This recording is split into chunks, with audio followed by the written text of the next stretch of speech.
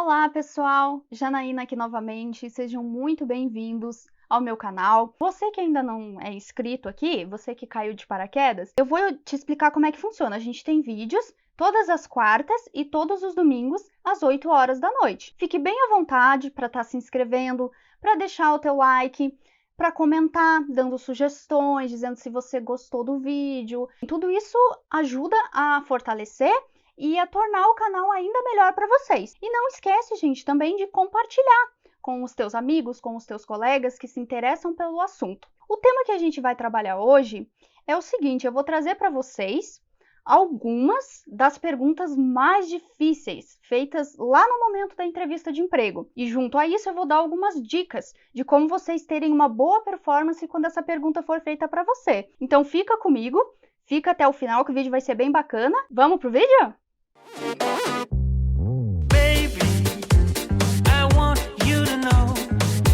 Vamos falar então sobre a primeira que eu listei aqui, aquela que é tida como uma das mais causadoras de branco no momento da entrevista. O famoso fale um pouco sobre você. Eu fiz um vídeo especial sobre essa questão, vai estar aqui nos cards, ó. Você que ainda não passou por lá, dá uma olhadinha, mas em resumo, o que é importante? A preparação para você ter uma boa performance nessa pergunta, e essa preparação ela passa pelo autoconhecimento. Eu só vou falar para vocês, não vou entrar em detalhes. Se você quiser, tem o vídeo especial, daí você clica aqui no card e você vai lá. São 4 técnicas que eu passo no vídeo. A primeira, colocar no papel as tuas características e estudá-las com sinceridade, com franqueza. Quando eu tô falando de características, o que é que eu tô dizendo? Qualidades, defeitos, os teus hobbies, enfim, fazer esse exercício de autoconhecimento. Segunda, estudar o teu currículo. Terceira, a técnica famosa do espelho. Treine em frente ao espelho, se veja de fora. Isso é muito importante e vai te ajudar também. E a quarta, se apresente para alguém, um conhecido, alguém da tua confiança, e peça um feedback dele. Fala: olha, eu quero me apresentar aqui para ti. E pede o feedback, vê o que ele achou do que você falou. Então essa é a primeira que eu trago aqui para vocês, tá? Dá uma olhadinha lá no meu vídeo, dá uma aprofundada, porque essa é uma das perguntas mais difíceis que são feitas no momento da entrevista de emprego. Segunda questão, que é muito comum essa pergunta de ser feita pelos recrutadores, e que costuma também dar uma balançada aí nos candidatos. É a famosa: como você lida com situações onde está sob pressão. O que eu recomendo? Como vocês devem responder essa pergunta? Procurem trazer um exemplo que mostre na prática ações eficazes que vocês tiveram em empregos antigos, no passado, mas procurem trazer situações reais. Isso é muito importante. Vou dar um exemplo para vocês. Você pode dizer o seguinte: olha, eu sou programador, por exemplo, programador de sistemas. Eu tinha muito problema com prazo no meu antigo trabalho. A nossa equipe tinha um problema muito com prazo lá, e era muito complicado porque a gente sofria com multas, né, se a gente não entregasse no prazo, né, que tinha ali estipulado. Isso era algo que nos fazia ficar muito sob pressão. Eu me sentia muito pressionado nessa situação. Então eu cheguei para o meu líder, né, da minha equipe, e sugeri para ele que a gente organizasse uma espécie de escala e realizássemos horas extras, de maneira que ninguém fosse prejudicado. Percebe que você mostra uma atitude proativa e, ao mesmo tempo, uma estratégia que você utilizou para lidar numa situação onde você estava sob pressão. Segundo exemplo que eu trago aqui para vocês, vale lembrar, gente, que esses exemplos que eu estou trazendo, eles são aleatórios. Claro que daí você vai adequar esses exemplos, né, de acordo com a tua função, a tua realidade. Eu vou trazer o exemplo de uma vendedora. Ela trabalhava e, vamos dizer assim, que ela pode falar no momento da entrevista assim: olha, eu trabalhava com metas muito altas no meu antigo emprego, e o que eu procurei fazer, né, naquela situação de pressão que eu estava, porque eu não estava dando conta, tanta pressão, tantas metas, eu não estava conseguindo alcançar. Eu procurei me reinventar, eu estudei mais o produto, o qual eu estava ofertando, e eu procurei também entender mais as necessidades do cliente. Ao fazer isso, eu percebi que eu poderia, se eu usasse a minha criatividade, estar usando outras plataformas que poderiam estar me auxiliando nas vendas. Por exemplo, WhatsApp, Facebook. Percebe que essa vendedora, ela conseguiu passar que ela é criativa, que ela consegue se reinventar e que ela consegue lidar bem com pressão. Não é um bicho de 7 cabeças. É só a gente conseguir já se preparar, já pensar antes porque essas perguntas, né, elas podem acontecer, mas estando preparado você tem mais chance de ter uma boa performance. Terceira pergunta que costuma deixar muitos candidatos dar o famoso branco e dar uma tremida. Me fale sobre o último conflito que você passou em sua antiga empresa e como lidou com ele. Assim, ó, já de arrancada eu digo para vocês, evitem falar mal da antiga empresa de maneira desnecessária. Ou melhor, não fala, não faz menções de maneira negativa à antiga empresa. Evita ao máximo. É importante também que vocês... Às vezes já aconteceu de eu fazer essa pergunta para algumas pessoas e elas escancararem, deixarem claro, assim, que tem dificuldade de relacionamento com todo mundo no trabalho. Não faz isso. Isso não conta ponto para você nessa pergunta. Nunca vai contar. É importante também que você escolha um exemplo, porque você vai ter que trazer um exemplo, né, de uma situação aí que você superou, onde você passou no antigo emprego de conflito e que você conseguiu gerenciar e lidar bem com a situação. Não traga um exemplo que ainda está doendo muito em você. Eu já fiz essa pergunta em alguns processos que eu estava conduzindo e a pessoa, a candidata, ela dizia assim para mim: eu lidei bem com a situação, eu tive um conflito lá com um colega, mas eu lidei muito bem. E eu estava sentindo que ela estava espumando ainda, dava de ver que aquilo não estava bem resolvido para ela. Então, assim, já pense antes, se prepare antes e leve um exemplo que está bem resolvido para você, que está tranquilo. Isso vai ser muito bacana, vai te ajudar muito. E claro, gente, não foque no conflito a hora que você for dar o exemplo dele, mas sim em como que você resolveu ele. Isso é bem importante. Como exemplo de uma situação de conflito, como eu disse, aí vocês, claro que vão adequar com a realidade de vocês, né? Vocês têm outras situações, vai depender da vivência de vocês. Mas trazendo um exemplo aqui rapidinho. Sim, eu já tive situações de conflito, eu tinha um ponto de vista diferente de um outro colega de trabalho meu, e eu acredito que isso é normal, que isso é saudável em todos os ambientes, né? As pessoas, elas pensam diferente, e isso é natural, a gente cresce nesse processo. O que eu procurei fazer? Ouvir o meu colega, colocar o meu ponto de vista para ele, unir as nossas ideias, sempre pensando no bem da equipe, do grupo.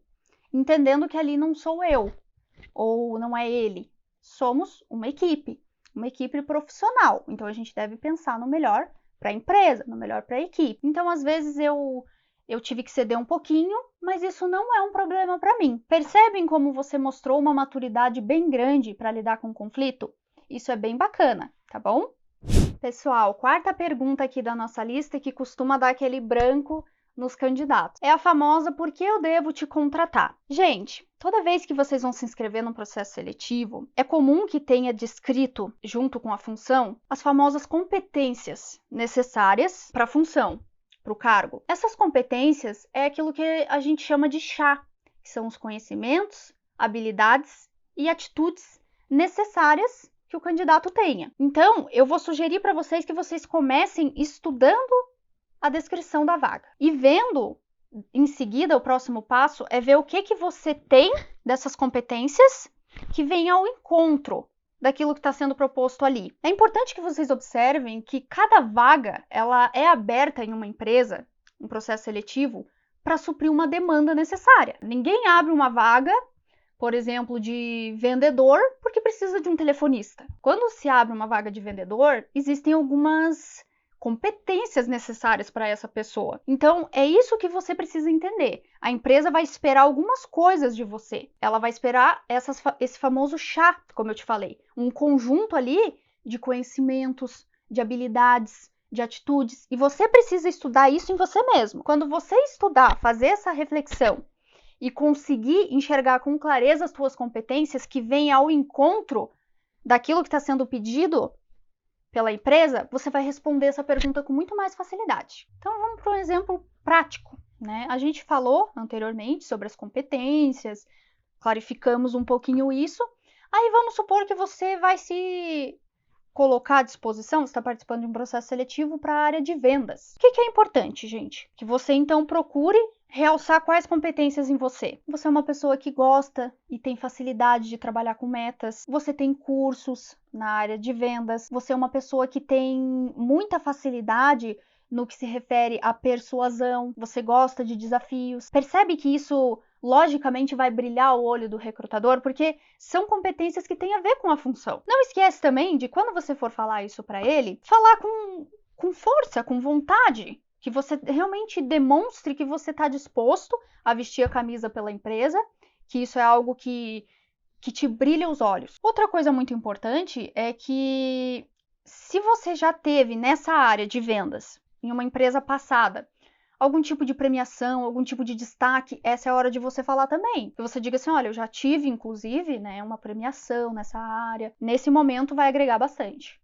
Quinta pergunta, gente, na nossa lista aí, né, no nosso ranking de hoje. Por que você foi demitido em seu último emprego? Essa perguntinha também costuma deixar muita gente com a pulga atrás da orelha. Primeira dica que eu vou te dar é: não se sinta envergonhado. Todo mundo passa por essas situações. Mesmo que, infelizmente, no teu caso seja uma situação de justa causa, a tua última demissão, não é o momento de você se sentir mal, não é o momento de você se sentir envergonhado. Se você errou, lá na tua casa, antes, você já deve ter se trabalhado, você já deve ter evoluído naquelas possíveis falhas que você cometeu. Ali, naquele momento, não sinta vergonha. Procure falar a verdade, de maneira objetiva. Eu vou trazer um exemplo para vocês que talvez ajude a elucidar um pouco. Quando você conhece um amigo, você não fala para ele logo de cara. Logo de cara, todos os teus defeitos. É o mesmo princípio. Você vai falar a verdade, só que de uma maneira mais polida. Entende o que eu tô dizendo? Vou trazer alguns exemplos para vocês. A minha antiga empresa, ela passou por uma reestruturação, por isso eu tive que sair. Ou ainda, você pode dizer, houve um corte de funcionários, e por isso eu tive que sair. Ou você ainda pode falar o seguinte, que não sentia tanta chance de crescimento naquela organização, ou ainda que você queria ter novas experiências. Esses são exemplos de respostas que são bem bacanas, porque elas são bem objetivas, e o principal, você evita de falar mal da antiga empresa, evita de falar mal de você, porque tem muita gente que eu entrevisto que acaba querendo se justificar, ai, por que saiu, e acaba se enrolando inteiro. Não faça isso, não fale mal de você mesmo. Outra questão importante que você pode usar aí, né? Não me adaptei à cultura da antiga organização, buscava outras coisas. O importante é que você foque em ser objetivo, que você não fale mal da antiga empresa e principalmente que você não fale mal de você. Procure utilizar essas dicas aí que eu falei, que eu tenho certeza que elas vão te ajudar bastante. Veja a que mais se adequa à tua realidade e procura falar, como eu te falei, de uma maneira polida. Não fica ali trazendo tuas mágoas, teus rancores da antiga empresa. Seja objetivo, direto e não sinta vergonha. Sexta pergunta, gente. Por que você está há tanto tempo fora do mercado? Ou pior ainda, essa aqui ainda pode vir de uma maneira pior. Quando ela vem assim: se você é tão bom, por que ainda está fora do mercado? O que é que eu vou te deixar de dica? Novamente, não sinta vergonha. Não é vergonha estar fora do mercado. Se você não passou por isso, ainda vai passar. É uma coisa natural. O que você faz com o tempo que você está fora é o que o recrutador quer saber. Ele quer saber se você é uma pessoa que busca investir em você, se você é uma pessoa que está fazendo cursos nesse tempo. E quando eu tô falando curso, gente, eu não tô falando assim, nossa, fez uma pós-graduação, fez uma MBA, Não! Às vezes cursos gratuitos que tem na internet, cursos que dão algum tipo de certificação, que esses são bem bacanas, mas não necessariamente são pagos. Hoje em dia tem várias plataformas que trazem cursos gratuitos. Se você deu uma repaginada, se você deu um upgrade no teu currículo, essas coisas que ele quer saber. Se hoje você tem uma performance melhor que você tinha um ano atrás, se você é um profissional que usou esse tempo a teu favor, esse tempo que você está fora do mercado de trabalho. Procure seu objetivo e listar essas coisas para ele. Olha, eu realizei trabalho voluntário, realizei cursos, participei de ações, coisas que mostrem que você não está dentro do mercado de trabalho, mas não por uma má vontade tua, mas que você está empenhado e está engajado para isso. Então, Janaína, eu gostaria de saber por que você está há tanto tempo fora do mercado de trabalho. Bom, eu acredito que eu estar fora do mercado de trabalho nesse período, antes de mais nada, eu não acredito que significa que eu seja uma má profissional. Infelizmente, algumas variáveis no processo de recolocação profissional não dependem só, no caso de mim, né? De mim, no caso, o candidato. A gente sabe que esse foi um ano bem difícil para a economia do Brasil, e isso com certeza afeta as organizações. Eu, por exemplo, já me inscrevi em muitas vagas as quais foram canceladas. A pandemia, né, que aconteceu nesse ano do Covid-19, com certeza afetou isso também. A questão da contratação não depende só do candidato em si, mas existem outras variáveis também. Eu posso te garantir que durante esse tempo que eu não estou no mercado de trabalho, eu procurei realizar cursos na minha área, inclusive os certificados estão aí, e além disso, eu participei de trabalhos voluntários na minha comunidade, e sempre que eu posso, eu procuro estar engajada em ações, não só as que estejam diretamente voltadas à minha área, mas ações humanitárias. Eu me sinto muito bem em poder estar fazendo mais pelo próximo. Sétima e última pergunta, pessoal, do vídeo de hoje, porque senão ele vai ficar muito extenso, né? Qual animal você gostaria de ser? Essa é uma pergunta que muita gente me fala assim, nossa, Jana, que pergunta mais esquisita. O que o recrutador quer saber? Gente, as duas questões principais que o recrutador busca avaliar e entender um pouco melhor no candidato são as seguintes: rapidez no raciocínio e, claro, ele quer conhecer melhor o perfil do candidato, projetado em um animal. Quando eu falo projetado, né, espelhado em um animal. Ele quer que o candidato fale dele através de um animal. Simples assim, falando do seu perfil. O que eu te sugiro? Seja objetivo. Estude antes, claro, entenda a vaga a qual você está indo se propor e procure encontrar um animal que tenha características que vão ao encontro das competências necessárias para essa vaga. Seja objetivo, mas passe alguns detalhes desse animal. Procure trazer características positivas desse animal que sejam interessantes para a função, como eu falei para vocês. Vou dar um exemplo que eu anotei aqui, que eu vou compartilhar com vocês. O cachorro. O cachorro, o que dá pra gente destacar nele de positivo? O cachorro, ele é leal, ele é amigo, ele é companheiro, ele é corajoso. Mas, quando a gente joga alguma coisinha, ele vai pegar. Ele tem muito essa questão do comando. O cachorro, ele vai muito pelo comando. Já o gato, ele é estrategista. Além de ser estrategista, ele é muito inteligente. Mas, por outro lado, às vezes ele é medroso. Ele meio que tira o dele, né, da reta. Ele costuma ser um pouquinho mais egoísta também. Mas, por outro lado, o gato, ele é bem autônomo. Agora eu vou fazer uma pergunta para vocês. Se eu precisasse de um candidato, se eu tivesse ali na minha frente, 2 candidatos, um deles, na hora que eu fiz a pergunta, qual animal você gostaria de ser, me dissesse gato e o outro cachorro, e eu precisasse de alguém para trabalhar em grupo, qual que vocês acham que seria a melhor resposta? O cachorro. Apesar de ele ter essa característica, né, de ele não ser tão autônomo, ele se mostra mais leal para trabalhar em equipe, mais corajoso. Eu consigo explorar algumas coisas aqui que são muito importantes para o trabalho em equipe. Enquanto que o gato, como eu falei para vocês, ele é inteligente, ele é estrategista, mas ele tem um pouco mais de dificuldade para lidar em grupo, né? Às vezes precisa fazer uma hora extra. O gato, você já mostra um perfil do quê? Alguém mais egoísta. Percebem a sacada? Então estudem antes e procurem escolher um animal que vá aí de acordo com as vagas, no caso a vaga que você está se propondo. Pessoal, muito obrigada a vocês que assistiram até aqui, muito obrigada pelo carinho que eu recebo de vocês, as mensagens.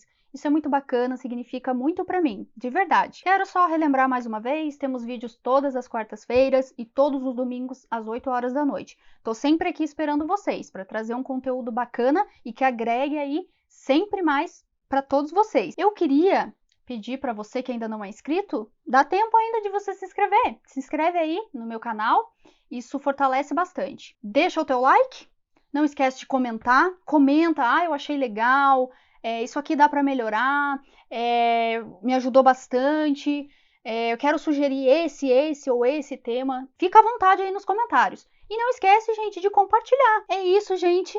Até o próximo vídeo.